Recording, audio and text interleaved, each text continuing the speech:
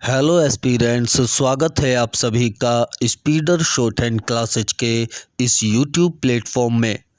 दोस्तों रेडी हो जाएगा डिक्टेशन लिखने के लिए 5 सेकंड में।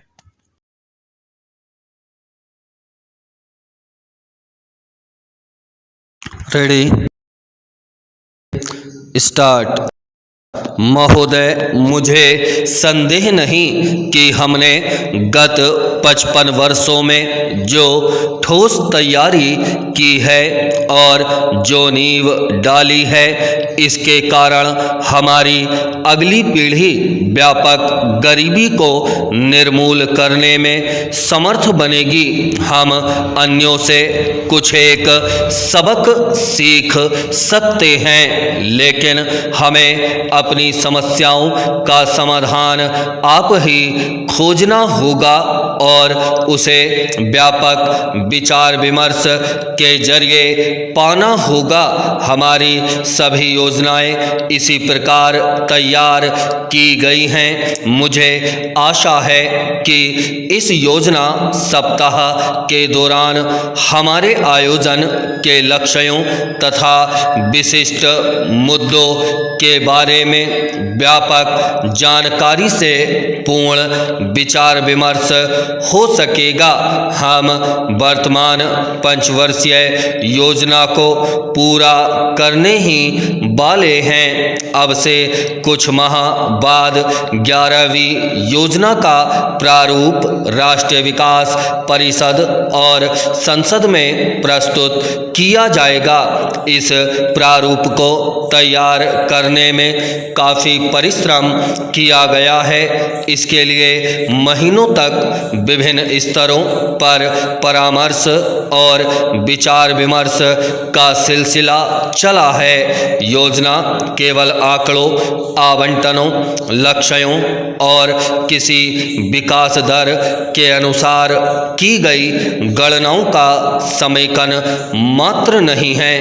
आर्थिक विकास और सामाजिक न्याय परस्पर विरोधी उद्देश्य नहीं हैं। उनकी भविष्यवाणी यही थी कि इन दोनों में सामंजस्य स्थापित किया जाएगा और दोनों की अभिवृद्धि की जाएगी, और जो लोग सबसे ज़्यादा गरीब हैं उनके लिए कारगर प्रयास किए जाएंगे। ग्राम चेंज।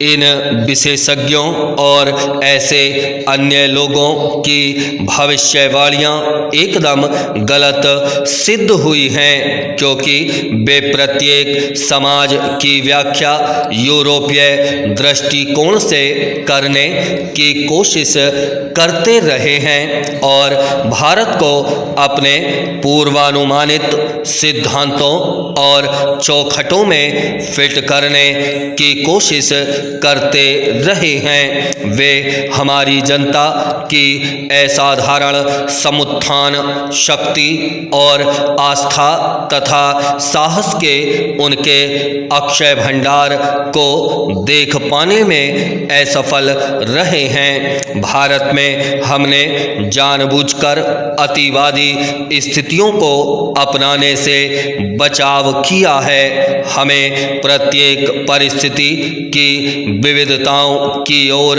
ध्यान देना होता है। हम अपने पूर्वजों द्वारा घोषित एक महत्तम सत्य को सदा दृष्टिकोण में रखने का प्रयास करते हैं। सत्य एक है, परंतु विवेकी जन प्रायः उसके विविध रूपों का वर्णन करते हैं। यह विश्वास कि सत्य तक पहुँचने के अनेक रास्ते हैं हमारी सह अस्तित्व की नीति का आधार है।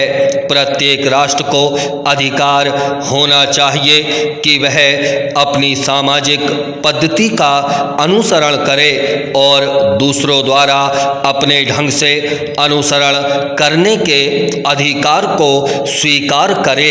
एशिया और अफ्रीका तथा विश्व के बहुसंख्यक देशों ने हमारी जैसी विदेश नीति अपनाई है और वे शांतिपूर्ण सह अस्तित्व और गुटनिरपेक्षता के मार्ग पर चल रहे हैं। अब यह बात और स्पष्ट रूप में मानी जा रही है कि विश्व व्यवस्था सहयोग पर निर्भर करती है। ब्राह्म स्टॉप।